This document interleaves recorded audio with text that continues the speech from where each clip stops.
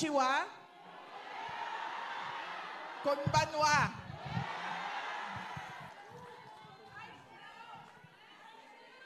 Arigato gozaimasu. Thank you. Unahin ko po muna ang aking mga pagpapasalamat.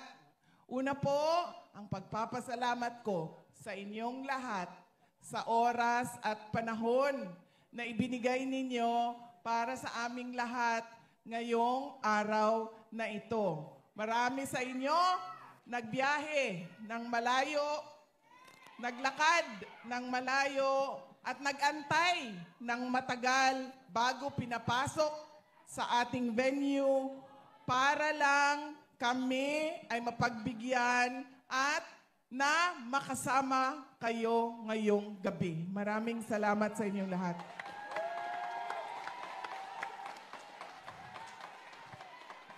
Ang susunod na pagpapasalamat ay para po sa ating mga organizers.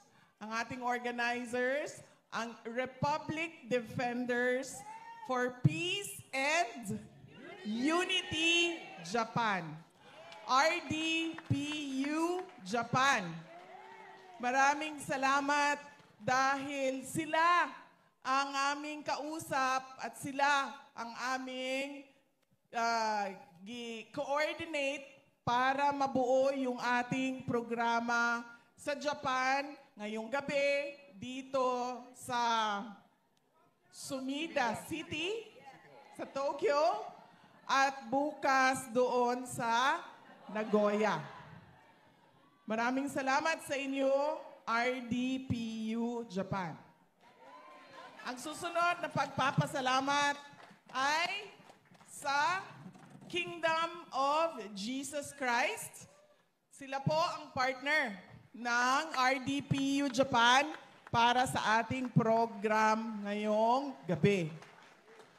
Ang susunod ay ang pagpapasalamat natin sa Sumida City Hall dahil pinayagan nila tayo na magsama-sama at pag-usapan si dating Pangulong Rodrigo Duterte at ang ating bayan. Ang susunod na pagpapasalamat ay sa Sumida City. Ang Head of Security natin na si Yuichi Ito. Nagpapasalamat kami kay Mr. Ito para sa kanyang tulong sa atin. Ang susunod ay ang media partner ng ating RDPU ay ang SMNI Network. Sunshine Media Network Incorporated. Maraming salamat sa inyo. Sila po ang ating official media partner ngayong gabi. At syempre, nagpapasalamat tayo sa ating local Tokyo Police. Meron po tayong mga kasama na mga para din silang mga kateki, no? Yung itsura nila ba? No? Mga Japanese kateki. Ayan sila. Nagpapasalamat tayo sa Police Tokyo. Ang susunod, nagtatago yan dyan sa gilid. Ganda pa ng katawan. Dapat ganyan ang kasama, no? Yung pag ikaw matangkad ka, yung kasama mo mas matangkad sa iyo. Malapit ko na siya tinawag kanina, uy, katiki. Hindi pala.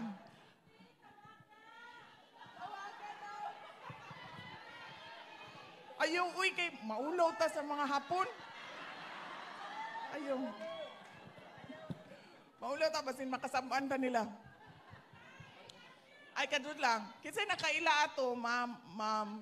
Kinsay nakaila na. Minyo ba na sila?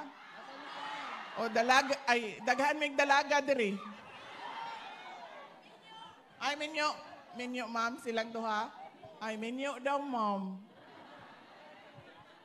Minyo daw na. Ayaw na. Pakakita tag-away, ana. Ang susunod na pagpapasalamat ko ay sa ating pong mga kasamahan na nagbigay ng mensahe ngayong gabi para sa atin, sa inyong lahat. Una po ay si Attorney Vic Rodriguez. Binoto nating lahat. Pagka-senador. At syempre, iboboto natin sa darating na halalan. Ang susunod ay si Dr. Richard Mata. Binoto natin.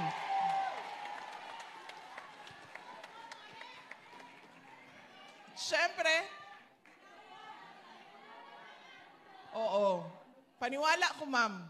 Talaga, totoo. Dahil mahirap mo i-explain. Hindi ako mathematician, hindi ako statistician.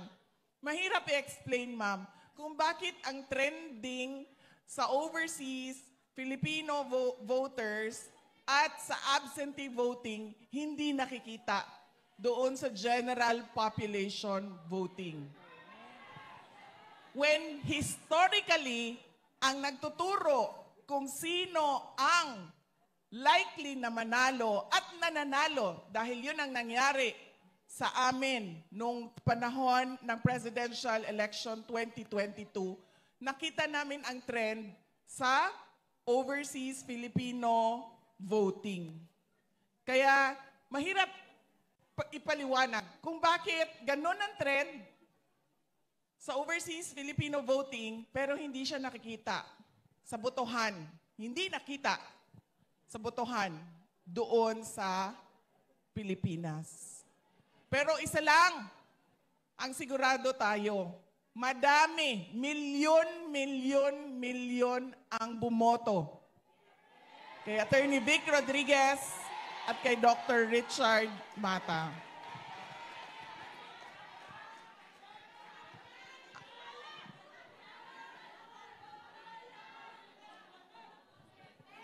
Dapat, ma'am, hybrid. Merong machine tapos ino-audit sa manual. Opo. Para kahit sumunod na yung result nung manual, nauna na yung kagustuhan natin na makita kaagad yung result. Dapat merong reforms sa batas natin. Reforms sa election laws natin. Ang susunod ay ang pagpapasalamat ko kay Senator Robin Padilla. Alam niyo po, si Senator Robin Padilla dapat ay nasa Hague ngayon dahil nangako siya sa ating mga kababayan doon sa Europe na siya ay a-attend sa rally. Pero, siya, pwede ba napuntahan mo ang rally ng Japan? Kaya siya nandito dahil sa pagmamahal.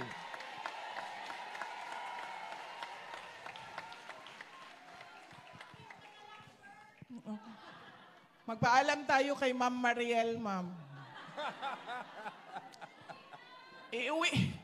Iuwi mo siya ng isang gabi, ma'am. Pero ibalik mo siya kay Ma'am Mariel. Okay lang ba yan?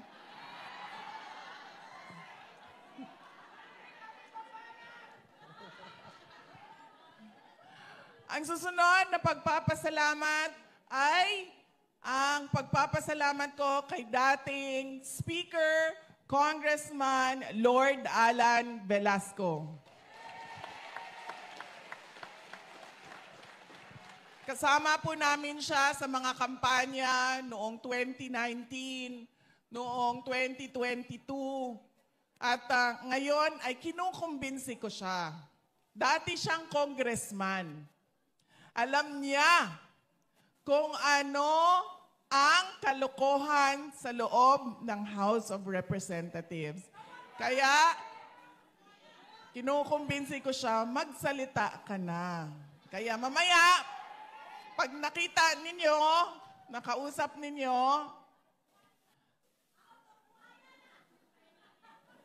sabihin nyo sa kanya, sabihin na niya kung anong nakita niya doon sa loob ng House of Representatives. Pwede din siya iuwi, ma'am, isang gabi lang. Tapos ibalik natin siya sa asawa niya, si Ma'am Rowena. Papasalamat din ako kay Dr. Lorraine Badoy. Nandito po siya. Isa sa mga pinakamatapang natin na kababayan na lumalaban sa Marcos administration at sa kakampi ng Marcos administration na Makabayan Bloc. Yes.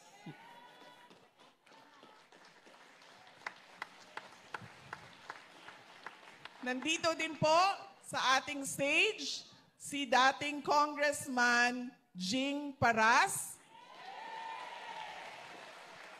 na kaparte po ng PDP na partido. Maraming salamat sa aking mga kasamahan dito sa stage dahil nakapagbigay sila ng mensahe para sa inyong lahat.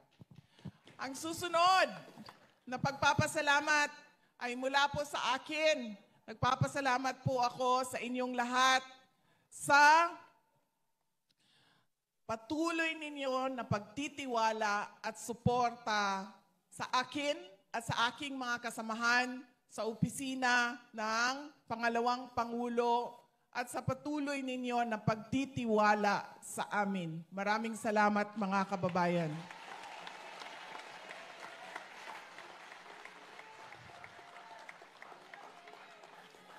Mahal ko kayo. Ma'am.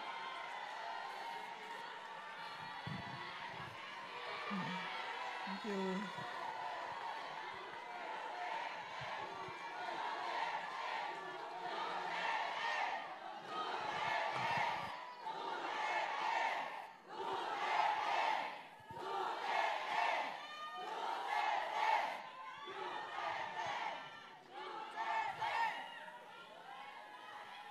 Ang susunod na pagpapasalamat ay mula po sa aming pamilya, ang pamilya Duterte. Paulit-ulit po ang pagpapasalamat namin sa pagkakataon na ibinigay ninyo sa amin na makapaglingkod sa ating pinakamamahal na Pilipinas. Maraming salamat po sa inyong lahat.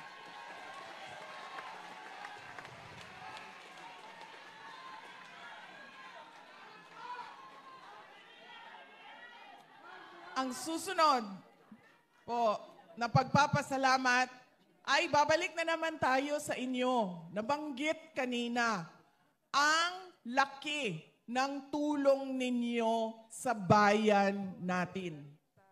Kaya masakit sa akin kapag tinatanong kung ano ba ang ginagawa ninyo sa abroad. Ang ginagawa namin sa abroad ay nakikinig sa mga OFW, sa mga overseas Filipinos. At nagpapasalamat sa kanila. Dahil kung hindi dahil sa mga padala ninyo sa Pilipinas at sa inyong mga pamilya na naiwan doon sa Pilipinas, ay sigurado matagal na lumubog ang bayan natin. Kaya kailangan maintindihan yon ng Marcos administration na napakahalaga ng kontribusyon ng OFW sa ating bayan. Kaya kami din ay nagpapasalamat sa suporta ninyo sa inyong mga pamilya at mga mahal sa buhay na nandoon sa Pilipinas. Pwede mo yan sabihin dito, ma'am, kasi hindi tayo hulihin.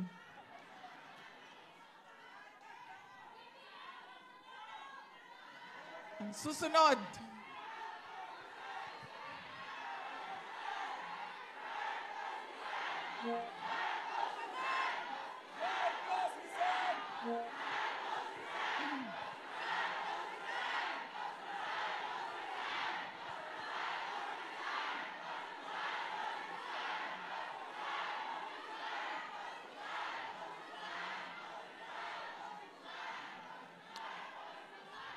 Mamaya po, pag-uusapan natin kung ano yung nangyayari sa ating bayan.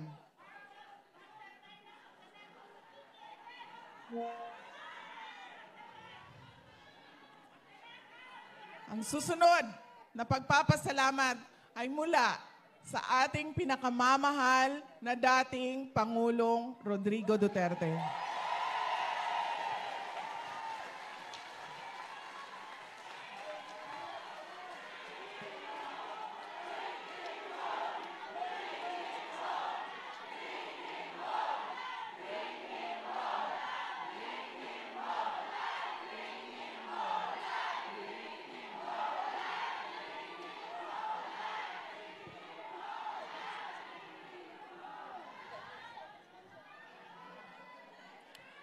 Alam niya po ang mga pagtitipon na ganito.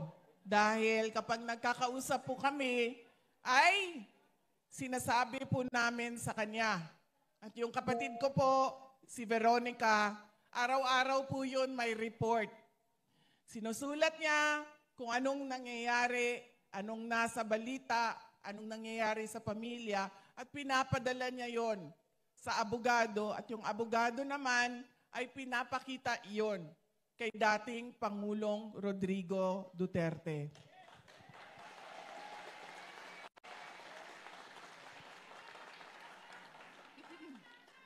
Kapag kami ay magkausap doon sa detention unit, sinasabi niya lagi, nagpapasalamat siya sa mga dasal ninyo. Dahil lumalakas ang loob niya, at paniwala niya maraming mga good news sa kanyang kaso at sa kanyang kalagayan dahil sa pagdarasal ng sobra, milyon-milyon nating kababayan. Pinapaabot niya ang pagpapasalamat niya sa inyong lahat.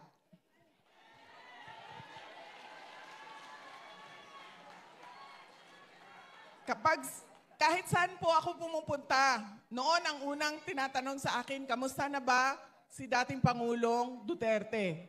Ang sunod na tinatanong sa akin, kailan ba uuwi ng Pilipinas si Pangulong Duterte?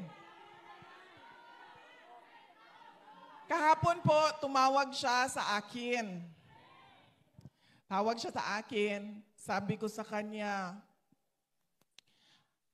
ang huling tawag, ang sabi ko, ang daming nangyari. Simula Monday hanggang Friday, ang huling tawag mo sa akin, noon pang nakaraang Friday. Sabi ko sa kanya, nakalimutan mo ata ako tawagan. Sabi niya, hindi man siya nagtampo, ma'am, kasi wala naman akong, hindi man siya nagtampo. Sabi niya, hindi man nagagalit ang term na sinabi niya kahapon. Ang sabi niya is, dili siya nanlood, ma'am. Nangyayari sa atin sa Pilipinas, korupsyon. Parang,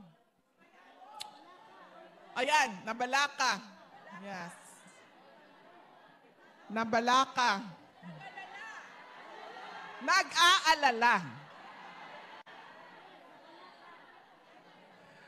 Pasailoa. Uy, umuna-muna na bayanin akong Tagalog sa tinuod lang. Uy, binuang ba?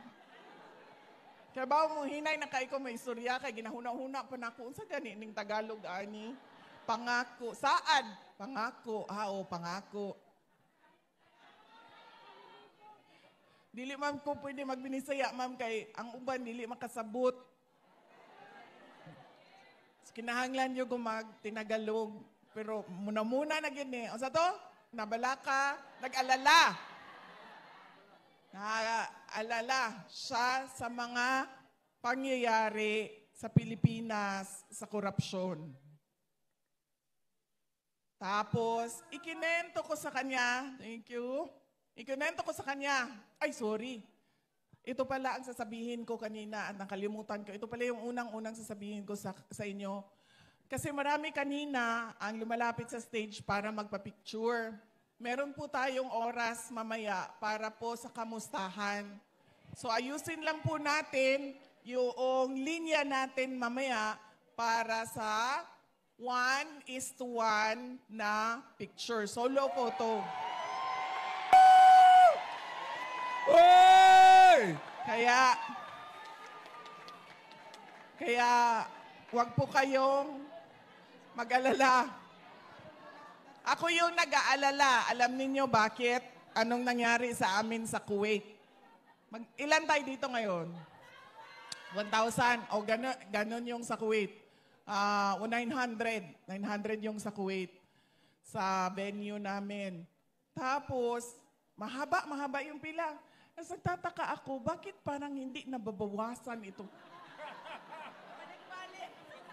Hindi talaga siya nababawasan. Sige, okay lang. Wala namang akong gagawin. Wala naman akong gagawin pagkatapos ng event. So, okay lang, picturean tayo ng picturean. So, tataka na talaga ako. Hindi talaga siya nababawasan. Nandun lang lagi yung pila. Yan. Hindi na umabot dito yung dulo ng pila.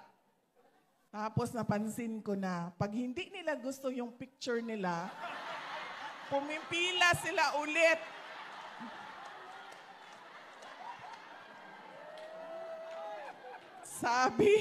Sabi ni Sir Berwin, magkulang tayo sa oras kapag isa-isahin natin yan sila. Sabi ko, Sir,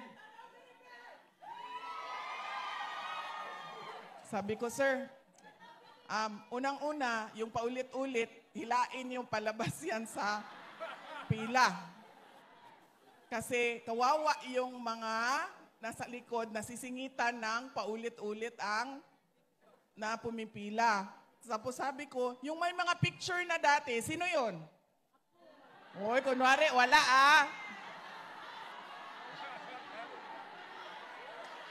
Yan. Sino ang may picture na? Yan. Huwag na kayong pumila.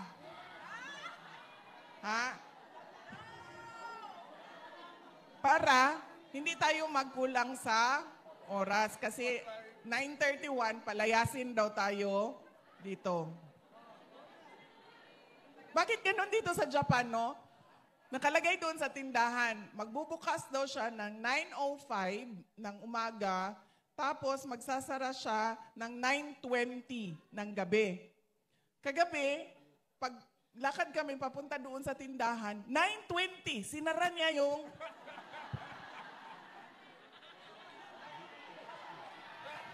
Sabi ko, grabe, may hangyo ning lugaran eh.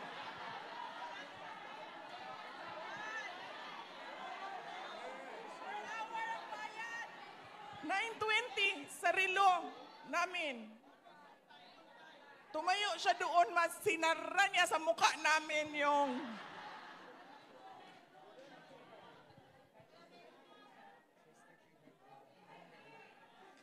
So yan, papalayasin daw tayo ng 9:31.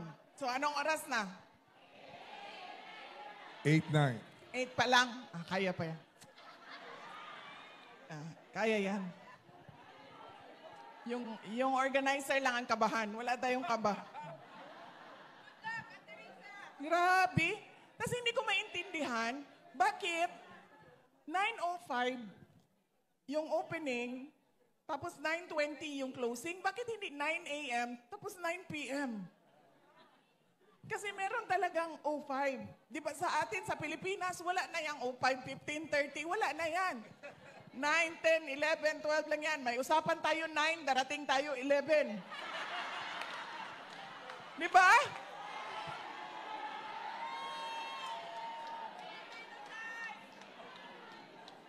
Dito, may closing ng tindahan 9:20. Sa atin, 9 o'clock lang yan. Magsasara yan ng 10. Tapos, makikiusap ka pa, pwede. Buksan sa iyo ang tindahan. Kanang nahutdan mi og ice, pwede mo palit. Bubuksan yung tindahan para sa iyo. Bibigyan kang ice. Dito, sarahan ka sa mukha mo. Grabe. Wala hangyo, dire?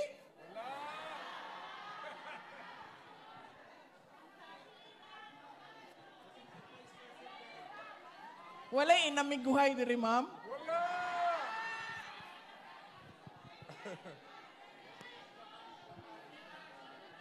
Oh.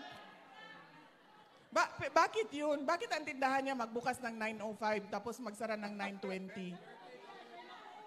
Huh?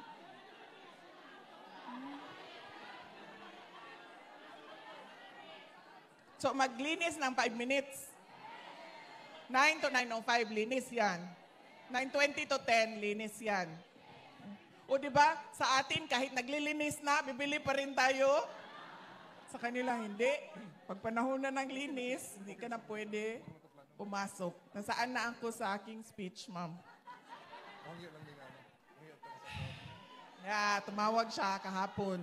Sabihan ko siya, kalimutan mo ata ako. Sang linggo na dumaan, hindi ka tumawag sa akin. Paano ako makapagbigay sa iyo ng update at chismis kung hindi ka tatawag sa akin?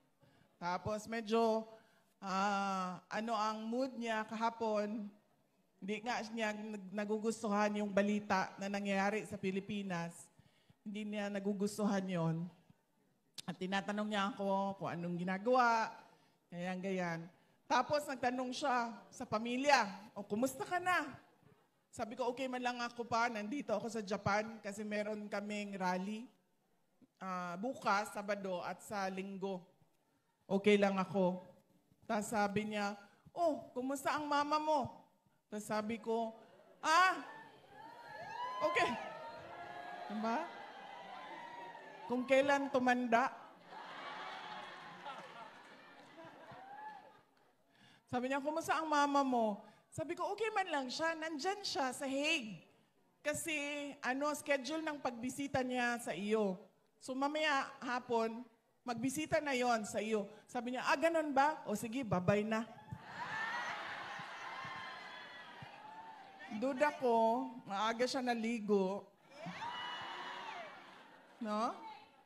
Kumain maaga, naligo ng maaga, excited. Imagine, sabi ko sa kanya, andyan man siya sa Hague. Sabi ko, siya man ang magbisita mamayang hapon. O sige, babay na.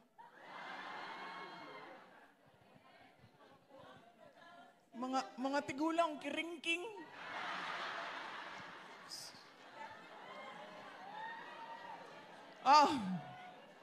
Wala pa anuhan niyo ako ng oras ha, kasi sarahan tayo ng 9:31. Warningan niyo ako. Anong oras tayo magsimula sa picture taking? Ngayon na? Hindi pa ako tapos sa aking message. Ayun yung pag-usapan si BBM? Gusto! Ayun na? So man ni sila. Uy, picture lang may gani ninyo diri. So man mo, uy, naatay trabaho ba? Ang trabaho nato, ayuso na nga to ang nasod. May trabaho tayo, ang trabaho natin, ayusin ang bayan natin, hindi... Bakit kayo pa-picture na kaagad?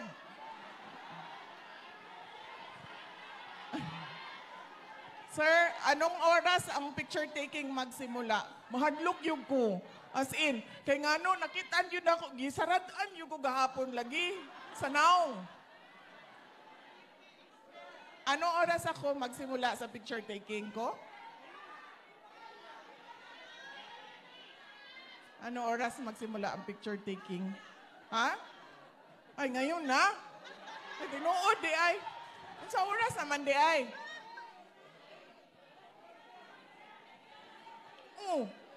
What, 9:30? Hanggang 9:30 tayo? 8:15 lang. Mamalhin ta dito sa gawas. Nga naman di ay. Ay, sige, Ma'am Risa, Kita mo aning Ma'am Risa. Sige lang, nagka-stroke.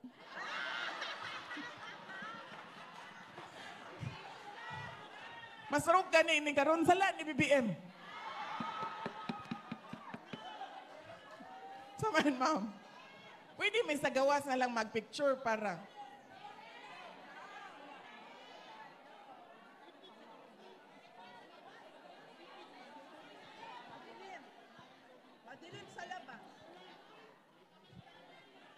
Dili pwede sa gawas.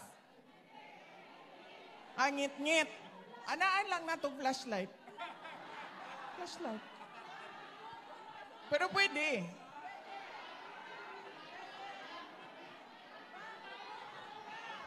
Ingon ni Ma'am Risa, istoryahon daw si Katekisan. Kay manangin daw kay Katekisan. Di ba, wala naman tayo programa. Picture na lang man. Oh, na. Di na nato ni sayangon sa paglalis kung unsang oras ta mag... Nabasa. Dili na mo ganahan kay PRD? Oh, sige. Paspason lang nako, ha? Update sa iyahang kaso. Na yung mga gi-file ang abogado. Ang abogado nag-file na og jurisdiction, no? Nagaingon ang abogado, wala may jurisdiction. Kay nagsugod ang inyohang investigasyon, duha ng katuig ang nila... Ay, sorry. Tagalog di ay.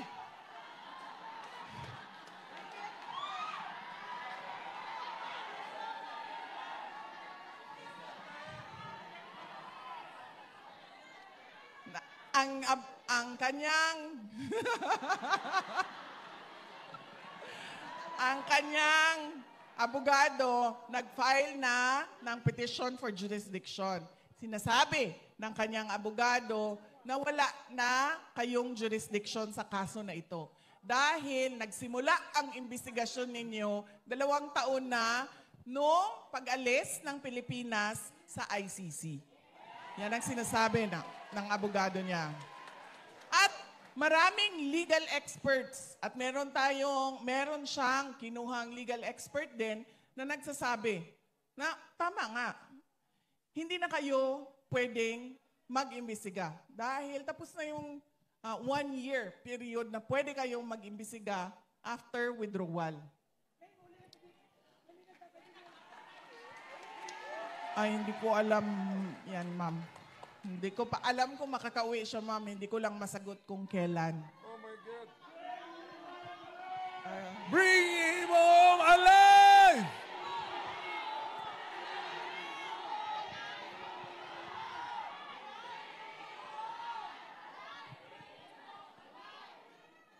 Pangalawa na final ng abogado ay yung interim release.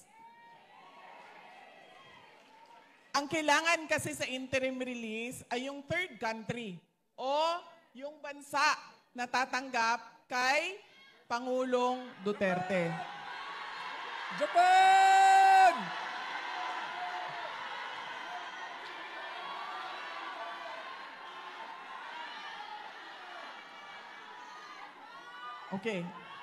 Okay, sandali lang. Tatagal tayo sa sigawan ninyo, sandali lang. Ituloy ko muna aking update. So, kailangan ito ng third country. Nag-file na yung lawyer. Kung makikita nyo sa ICC website, meron ng third country doon. Meron ng isang bansa na nagsabi na okay lang na dito ninyo ilagay si dating Pangulong Rodrigo Duterte. Kung maalala ninyo, noong siya ay pinasok sa detention unit, medyo natagalan ang pag-file namin ng interim release. Dahil kinausap pa namin at naghanap pa ako ng tutulong sa akin. Dahil wala akong mapagkatiwalaan doon sa Pilipinas, ginamit ko ang aking mga nakilala sa labas ng Pilipinas dahil sa aking trabaho, nakiusap ako sa kanila na tulungan ninyo kami. So medyo matagal yon dahil hindi madali makipag-negosasyon sa isang bansa. Pero, sabi ko nga, dahil sa pagdarasal ninyo, may mga good news na nangyayari. So merong isang bansa na nagsabi, sige, okay lang. Dito ninyo siya dalhin. At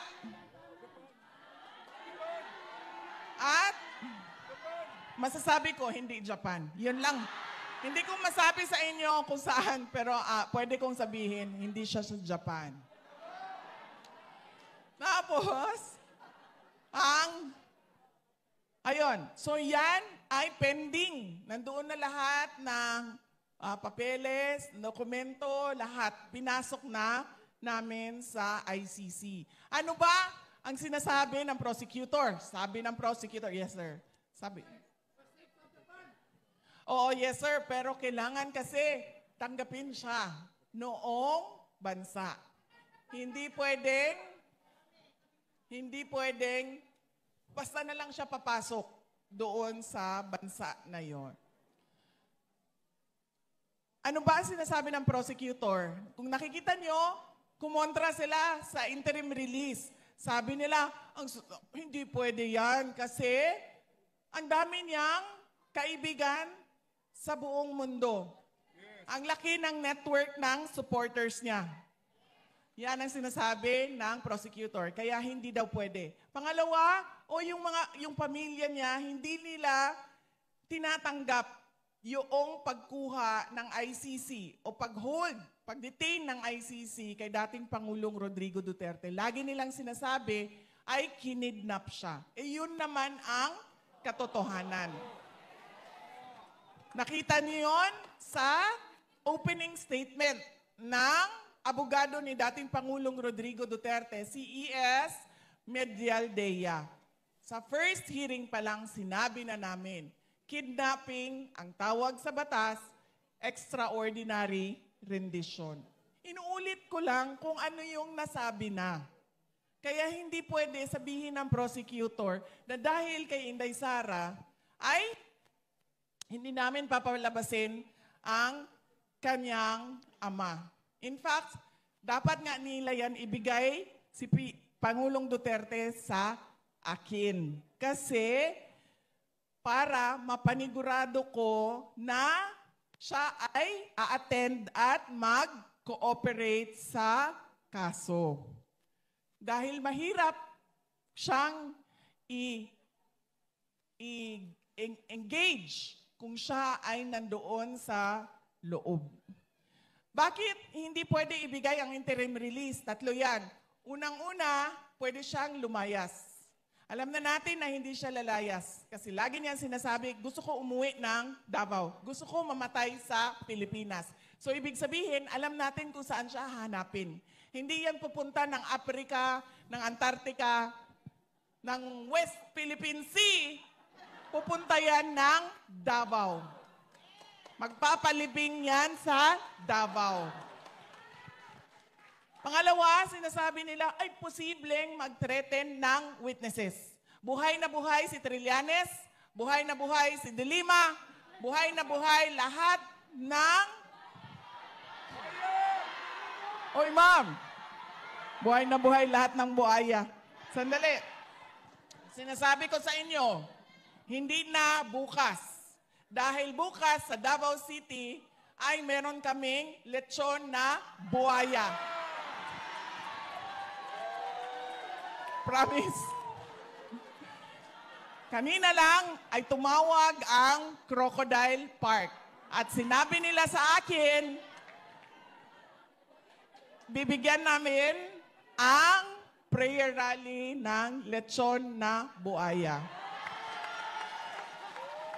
Oh, hindi lang yan.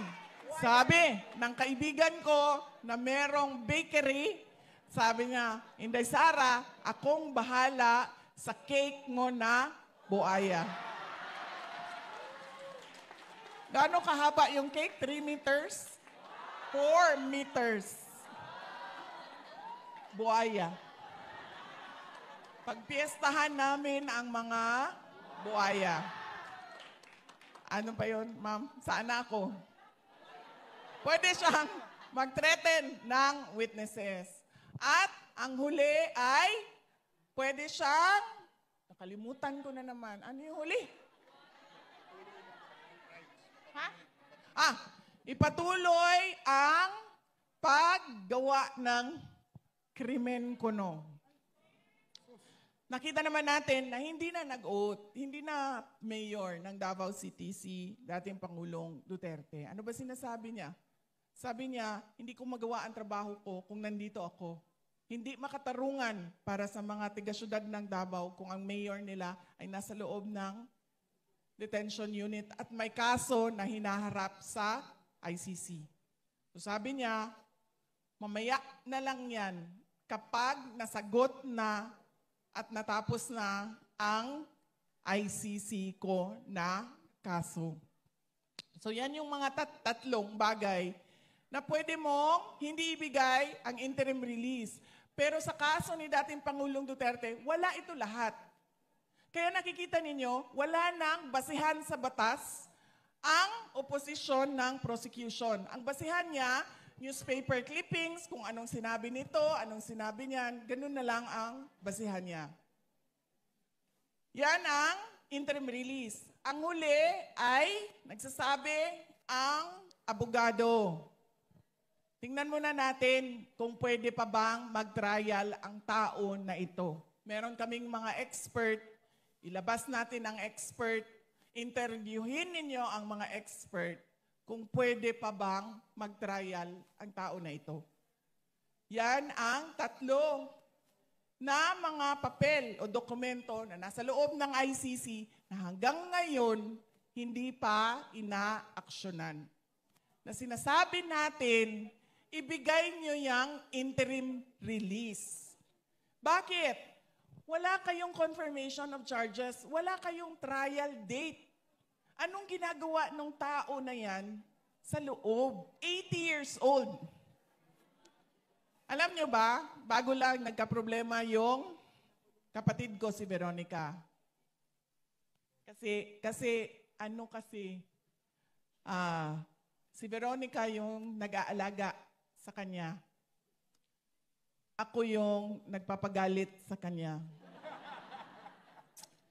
Pag mga chismis, ganyan, mga kung ano-anong pangpagalit, ako yun. Mga pangangailangan niya, gupit ng buhok, yung kanyang pagpapatina, paggupit ng kuko niya, yan kay Veronica lahat. Kain niya, damit niya, kapatid ko ang nagpapanigurado na maayos yan lahat. So ito lang, ang tagal niya naasikaso ang paggupit ng kuko. Kasi magpapaschedule si Veronica, darating ang maggupit ng kuko, pagdating doon ayaw niya magpaggupit ng kuko. Tapos malalaman ni Veronica dahil magrereklamo siya. Meron kasi siyang manicurista na simula 1990s hanggang ngayon, yun pa rin ang kanyang manicurista. So wala siyang tiwala sa iba. Sinasabi niya kay Veronica, baka masugatan ako. Pag masugatan ako, sabi niya, hindi niya daw gusto yung masakit dito sa gilid ba, ang groan. Pati doon sa paa. So nagpa-schedule ulit. Pagdating nung nail technician, ayaw na naman niya magpa-gupit. So, hindi ko na alam kung anong estado ng kuko ni dating Pangulong Rodrigo Duterte dahil napagod na ako sa pagbabasa doon sa group chat dahil pina-follow up ni Veronica ng pina-follow up ang kuko ni dating Pangulong Rodrigo Duterte. So yan po ang mga latest na updates sa kanyang kaso. Pagdating naman sa ating bayan, ay nakikita ninyo, di ba? Sumabog na ang 2025 budget. Kung maalala ninyo, July 2024 ako nag-resign. July 2024. Dahil yan din yung simula ng budget. Noong 2023, sinabi ko sa inyo, noong 2022, nagka-problema na kami sa DepEd budget. Dahil gusto nga nila kunin yung school building fund. Billion-billion kasi yan. Nung first year, hindi nila nakuha. Kasi nagawa namin ng paraan na sinabi namin, may department order kami. Kung ang na sinabi namin, may department order kami. Kung ang Congress, noong pinapahirapan nila ang aming opisina kasi nag-fishing expedition sila ng ebidensya para may kaso kuno sila, kinulong-kulong nila yung mga kasama namin sa detention unit ng House of Representatives. Ngayon, anong nangyari kay Zaldico? Nandun sa Amerika, kumakain ng American burger. Sabi ko nga, nagawa nila na sumali sa kidnapping sa Turkey ng mga batang Pilipino. Nagawa nila na kidnapin si dating Pangulong Rodrigo Duterte. Hindi nila magawang kunin at kidnapin si Zaldico pabalik ng Pilipinas. Ano lang nagawa nila? I-cancel ang travel authority. Hanggang dun lang. Tama ba yun? Bilyon-bilyon ang kailangan ko sagutin, tapos ang gagawin mo lang i-cancel ang travel authority. Diba? Napakadali nun. I-cancel mo. Di aalis akong congressman. Nandito pa rin ako.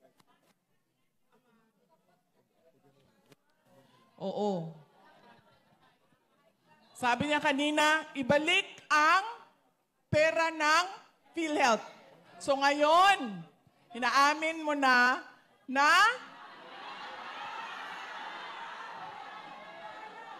kasi hindi lang yon. Ay, hindi ko alam kung nabanggit ni Attorney Vic Rodriguez, kukunin daw nila sa savings. Paano ka nagkaroon ng savings na wala ka pang declaration ng savings? Eh wala ka nga, nagkulang ka nga eh, deficit ka nga eh, paano ka nagkaroon ng savings?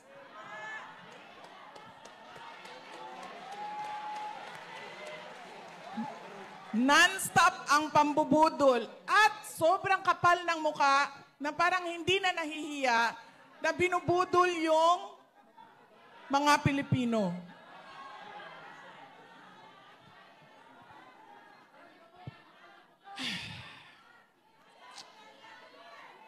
Pairam ako ng cellphone ko.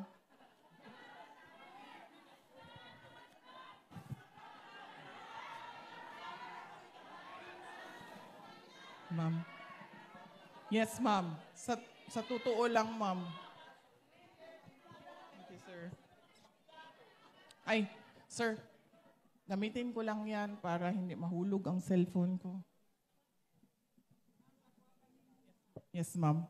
Pero sabi ng anak ko, ma'am, this is so, mommy levels.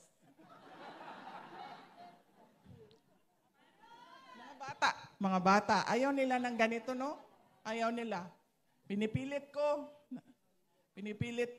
lagyan mo yan ng tali ang cellphone mo kasi ilang beses na yan nahulog. Tapos isang beses nahulog. Oh, sinabi ko sa'yo, di ba? Lagyan mo ng tali ang cellphone mo. Tapos sabi sa akin, mga nanay lang ang naglalagay ng tali sa cellphone nila. Totoo ba ito, ma'am? Bakit? Buwan yung mga bataan eh. May ganito, di ba? Kasi pagkatapos mo, ganyan ka lang, di ba? Tapos pagkatapos mo ng ganyan. Tapos, di ba sa kanila, hindi. Kahit nahirapan na sila dun sa malaki nila. Mas malaki pa yung kanila, di ba, ganyan. Hirap na sila, ganyan. Dala-dala yung mga kape nila. Kape. Yung kape nila, yung cellphone nila. Ano pa yung dala-dala nila, ma'am? Yung electric pan nila, kape, yan lahat. Lagyan mo ng tali para maluwang. Diba? Hindi talaga. Kasi nanay lang daw ang naglalagay ng tali sa cellphone. Ay, hindi na ako kilala ng aking cellphone. Oy!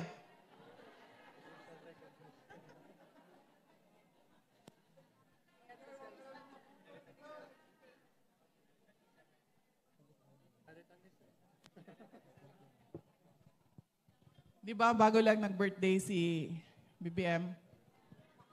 Oh. Nag-party-party. Dili ma'am kay una mo gugunta ko yung regalo sa iya ha. Yang pagkahuman, wala na human. Wala na human ako regalo.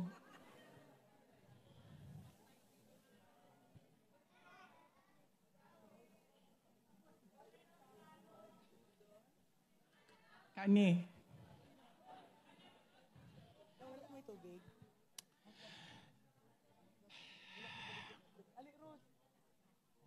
Yes.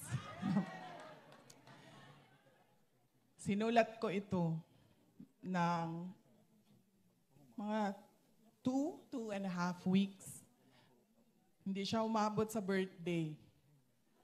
Kasi sinulat ko pa siya na ulit-ulit pa hanggang nabuo siya ng maayos. Sa dilim, tayo isinilang. Sa hirap, tayo nagdurusa. Sagana sila sa kayamanan.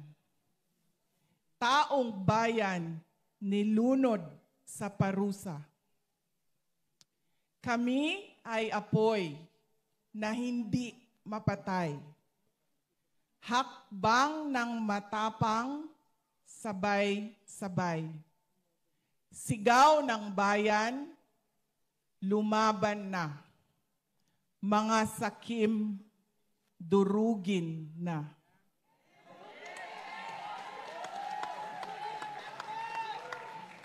Mga bulok na pangako, palasyong pinatong sa ating buto. Krimeng itinago sa kasinungalingan. Kalayaan natin ipinagpalit sa ginto. Kami ay apoy na hindi mapatay. Hakbang ng matapang, sabay-sabay. Sigaw ng bayan, lumaban na. Mga sakim, durugin na.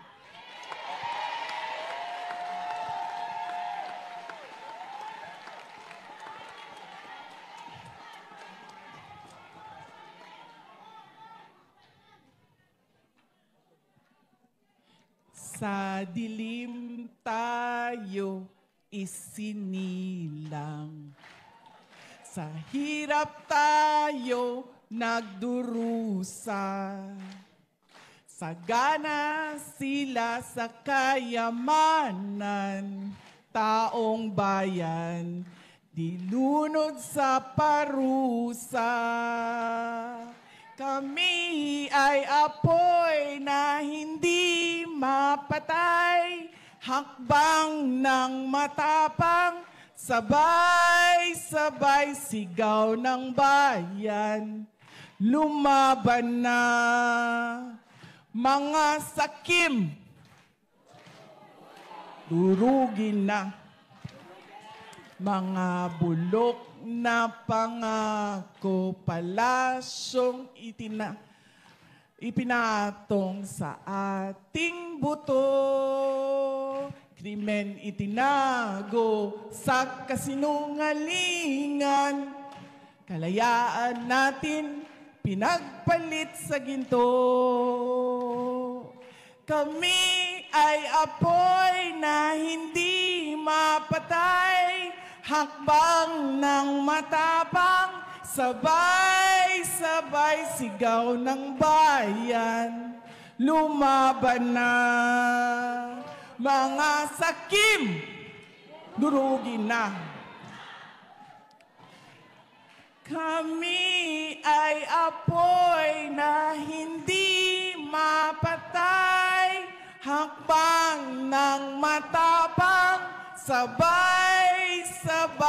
sigaw ng bayan, lumaban na. Mga sakim, durugin na. Taas noo, humahakbang, Huwag yumuko kailanman, taas noo, humahakbang.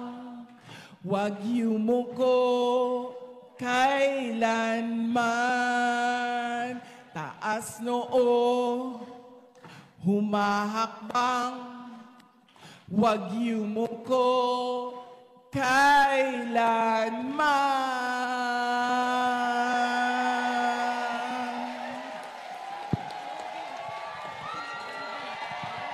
Durugin na! Durugin na! Durugin na! Ang magnanakaw, durugin na! Ang magnanakaw, durugin na! Mga kababayan, ang lahat ng ginagawa natin ay para sa Diyos, sa bayan, at bawat pamilyang Pilipino. Syukran. Maraming salamat.